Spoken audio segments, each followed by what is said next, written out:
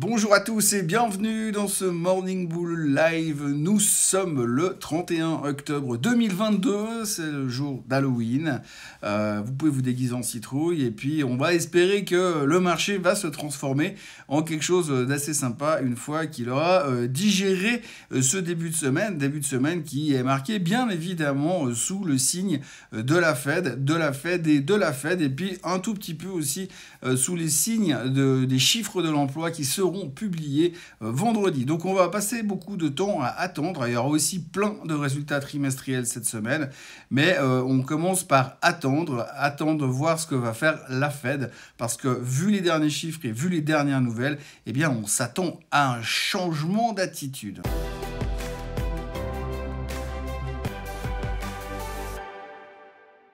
Oui, un changement d'attitude puisque aujourd'hui, eh bien, tout le monde n'attend que ça, n'attend que de voir si la Fed va changer son fusil d'épaule, va donc pivoter comme on l'espère au vu des derniers chiffres économiques et au vu des derniers commentaires des sociétés qui ont publié. Eh bien, on peut espérer que la Fed va se montrer un tout petit peu plus conciliante pour la suite. On sait que mercredi, ils vont monter les taux de 0,75%, c'est une certitude.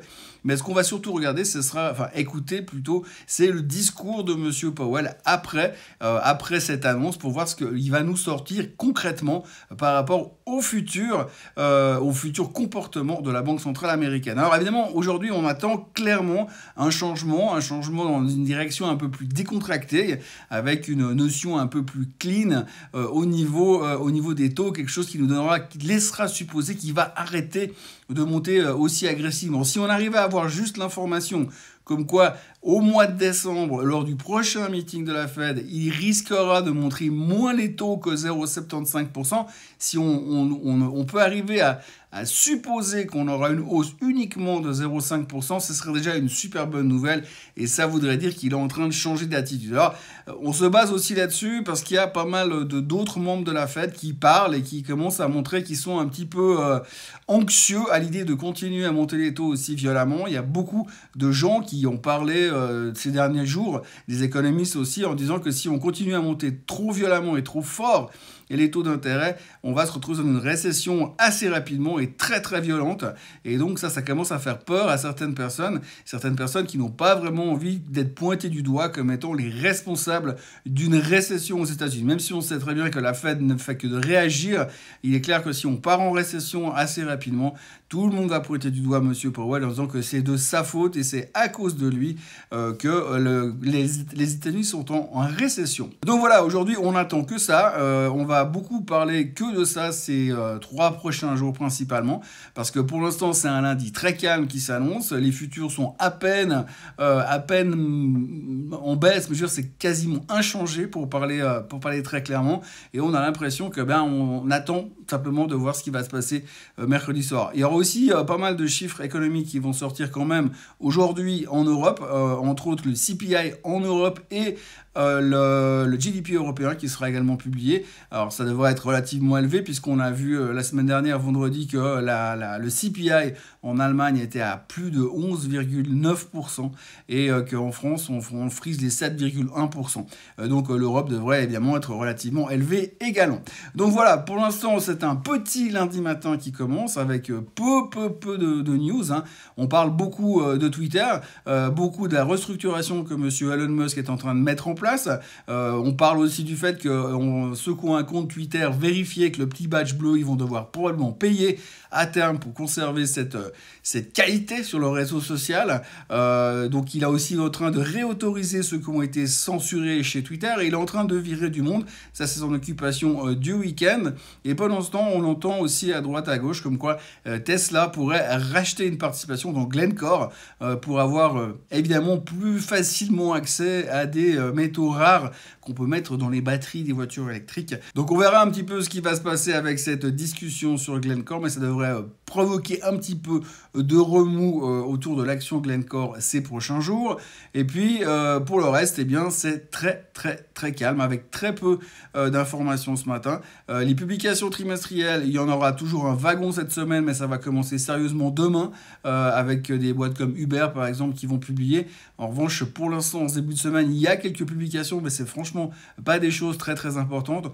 On retiendra qu'on parle beaucoup effectivement du ralentissement de la tech et que certains commencent même à dire que c'est plus un secteur qui est aussi sexy qu'il ne l'a été par le passé. Alors c'est clair, on voit les corrections qu'il y a eu sur certaines valeurs ces derniers jours, ça aide pas. Hein, on notera le chiffre de 3000 milliards puisque 3000 milliards de market cap ont disparu de la tech depuis le début de l'année, donc c'est énorme. À noter aussi que le rebond spectaculaire d'Apple post-résultat de vendredi dernier lui aura permis de récupérer quand même 178 milliards à elle toute seule. Mais ça suffit pas encore pour redorer le blason du secteur de la tech. D'ailleurs, les experts disent que dans les quelques mois à venir, les titres les plus importants dans le S&P 500, ce sera les pétrolières. Les pétrolières qui étaient complètement has-been il y a 2 ans en arrière reviennent en force et sont devenus très très populaires, malgré que finalement ils ne sont pas aussi verts que ça et pas forcément tellement investissement responsable. Voilà, c'est un petit Morning Bull live ce matin parce qu'il n'y a vraiment pas grand chose. Je vous le dis, on va vraiment être concentré sur ce que va nous faire la Fed dès mercredi soir. Donc on va beaucoup en parler. Il y a pas mal de gens qui vont venir donner leur avis. Il y en a déjà pas mal qui ont donné leur avis ce week-end. On a à boire et à manger sur les opinions des analystes. Je lisais 2 articles ce matin. Il y en a un qui dit que les problématiques de liquidité actuelle sur les bons du trésor américain risquerait de se créer une contagion sur le marché des actions et donc il envisage une baisse de 25% des marchés. Et puis il y en a un autre qui disait exactement l'inverse, pas forcément pour les bons du trésor, mais en disant que pour lui le marché devrait facilement prendre 25 à 30% dans les prochains mois du moment où la Fed va commencer à pivoter. Alors pourvu qu'il pivote mercredi soir, parce que sinon ce sera un tout petit peu ennuyant. Donc voilà, je ne vais pas vous retenir plus longtemps ce matin et je vais revenir demain avec beaucoup plus de gras à vous raconter, j'imagine, parce que ce sera peut-être un petit peu plus actif qu'aujourd'hui. Aujourd'hui, on notera encore une chose à retenir, que les Brésiliens ont un nouveau président, monsieur Lula, qui est passé par les poils. Et puis de l'autre côté, à propos de passer par les poils, eh bien, on va aussi commencer à parler concrètement cette semaine des élections de mi-mandat aux États-Unis, puisque le 8 novembre auront lieu ces élections, qui là aussi, ça risque de passer par les poils, parce que pour l'instant, c'est pas très très clair de qui va gagner et surtout dans quel état. Et c'est une des grandes craintes du marché quand même. Si vous regardez un petit peu au-delà de la Fed, il y a quand même beaucoup de gens qui commencent à s'inquiéter parce qu'ils n'aimeraient pas vivre une nouvelle période d'incertitude où finalement pendant 3 semaines, on ne sait pas vraiment qui des démocrates ou des républicains ont gagné aux États-Unis. Et ça a l'air d'en prendre un tout petit peu le chemin parce que c'est de nouveau très très très serré. Et puis, M. Biden continue de marquer des points à tous les étages, puisque récemment, dans une vidéo, il a encore réussi à dire qu'il y avait 54 États aux États-Unis. 54 États, le président lui-même. Pas mal, en tout cas, il marque des points, on voit très bien qu'il est vraiment à sa place. Et mis à part ça, il me reste à vous souhaiter une excellente journée. Et puis, n'oubliez pas de vous abonner à la chaîne Suisse Côte en français. Et nous, on se retrouve, comme d'habitude, demain matin pour un nouveau Morning Bull Live. Passez une très très bonne journée. Bye bye.